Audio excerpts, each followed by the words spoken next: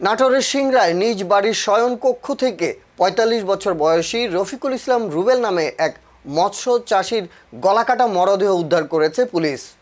সোমবার ৪ এপ্রিল সকাল ৬টার দিকে উপজেলার ইটালি ইউনিয়নের বিষ্ণুপুর গ্রামে এ ঘটনা ঘটে। নিহত রুবেল ওই গ্রামের কেরামত আলীর ছেলে। পারিবারিক সূত্রে জানা যায়, রোববার ৩ এপ্রিল রাতে স্ত্রীর সঙ্গে মনোমালিন্যের পর তিনি আলাদা কক্ষে ঘুমাতে যান। সকালে কোনো সাড়া না পেয়ে স্ত্রী ঘরে গিয়ে তাকে রক্তাক্ত অবস্থায় পড়ে থাকতে দেখে চিৎকার দেন।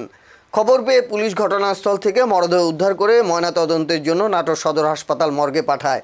পুলিশ জানায়, মৃত্যুর সঠিক কারণ এখনও জানা যায়নি। বিষয়টি তদন্তে একাধিক টিম কাজ করছে। আমার ভাই